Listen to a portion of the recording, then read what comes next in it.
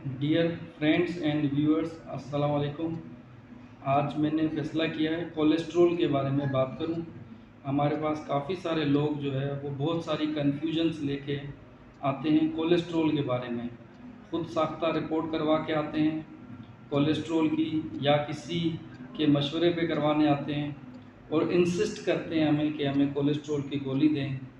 और इंसिस्ट इसलिए करते हैं कि अक्सर जो लेबॉर्ट्रीज़ हैं वो कोलेस्ट्रॉल की नॉर्मल वैल्यूज़ जो हैं वो डिफरेंट लिखती हैं। हर लेबॉर्ट्री ने अपना अपना कोई क्राइटेरिया बनाया हुआ है, लेकिन गाइडलाइंस जो है वो कुछ डिफरेंट हैं। अब देखें, एक तो टोटल कोलेस्ट्रॉल जो टेस्ट होता है उस टेस्ट की कोई वैल्यू नहीं है, पूरी प्रोफाइल करवानी होती है। बहुत सारे लोग सिर्फ सीरम कोलेस्ट्रॉल चेक करवाते हैं और वो रिपोर्ट 200 हो या 230 हो या 250 हो या 300 हो या 190 हो, तो उसके बारे में कहते हैं कि इसका हमें इलाज लिख कर दें, कोलेस्ट्रॉल बढ़ा हुआ है। दूसरी बात ये कि अगर कोलेस्ट्रॉल, टोटल कोलेस्ट्रॉल की इम्पोर्टेंस नहीं है तो क्या करना चाहिए, लिपिड प्रोफाइल करवानी चाहिए पूरी, जिसमें low density cholesterol, low density lipoprotein, high density lipoprotein, very low density lipoprotein और गुड को अपना जो है वो ट्राइग्लिसराइड, ये पूरी प्रोफाइल करनी चाहिए। तो जब भी कोलेस्ट्रॉल टेस्ट करना है 12 से 14 घंटे की फास्टिंग के बाद लिपिड प्रोफाइल करवानी होती है। दूसरी बात यह है कि कोलेस्ट्रॉल की वजह से जो तकलीफ़ होती है वो अपने डॉक्टर से मशवरा करना चाहिए। लोग कॉज एंड इफ़ेक्ट रिलेशनशिप जोड़ लेते हैं। मतलब ये है कि मेरी टांग में दर्द हो रहा है तो ये कोलेस्ट्रॉल की वजह से है। इसको हम कॉज एंड इफ़ेक्ट रिलेशनशिप कहते हैं और ये हमारे पास सबसे बड़ा प्रॉब्लम है। अगर मरीज़ आते हैं, फॉर एग्ज़ाम्पल कहते हैं जिगर पे चर्बी है इसलिए जो है वो जिगर में दर्द हो रहा है, हालांकि जिगर में चर्बी दर्द नहीं करती है। तो कॉज और इफ़ेक्ट का जो रिलेशनशिप मरीज़ जोड़ते हैं वो अक्सर गलत होता है। मेरे सर में दर्द है, मुझे लगता है मेरा कोलेस्ट्रॉल बढ़ा हुआ है इसकी वजह से है। मेरी टांगों में दर्द रहता है, मुझे लगता है कोलेस्ट्रॉल है इसकी वजह से है। और जो है वो इसके अलावा इस तरह के बहुत सारे और कन्फ्यूजन्स लेकर मरीज़ आते हैं।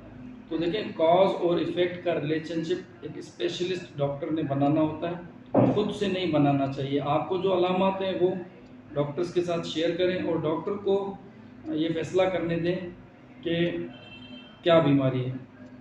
कोलेस्ट्रॉल से, कोलेस्ट्रॉल बढ़ने से खून की शरीयानों में कोलेस्ट्रॉल जमने से, एथेरोस्क्लेरोसिस होने से, इसको हम एथेरोस्क्लेरोसिस कहते हैं, खून की शरीयानों में चर्बी का जमा होना या उनकी वॉल्स में जो है वो कोलेस्ट्रॉल डिपॉजिट होने को एथेरोस्क्लेरोसिस कहते हैं, जिसकी वजह से खून की शरीयानों में खून की फ़्लो जो है, खून की रवानी जो है वो कम होती है।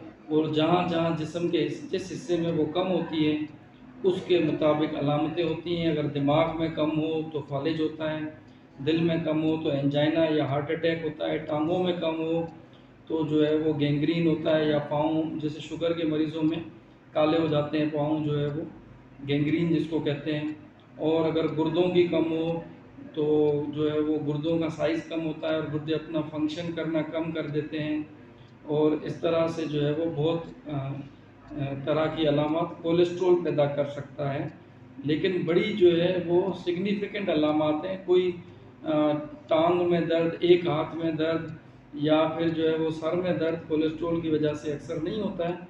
बाज़ औक़ात टांगों में दर्द कर सकती है कोलेस्ट्रॉल, जब खून की शरीयानों में इतनी चर्बी जम जाए कि टांगों को खून की सप्लाई पूरी ना मिलती हो। उसकी ख़ास बात ये होती है कि वो चलने से टांगों का दर्द बढ़ता है, जितना आप चलेंगे उतना बढ़ेगा, और उसको हम क्लॉडिकेशन कहते हैं। तो एक तो मैंने ये चीज़ क्लियर करना चाहिए कि कोलेस्ट्रॉल की अलामत किस तरह होती है। दूसरी ये क्लियर करना चाहिए कि आप जो है वो कॉज एंड इफ़ेक्ट रिलेशनशिप ना जोड़ा करें।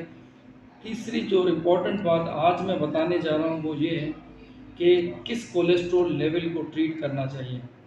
तो देखें, एक वर्ड है जिसको कहते हैं क्लिनिकल एथेरोस्क्लेरोटिक कार्डियोवैस्कुलर डिजीज़।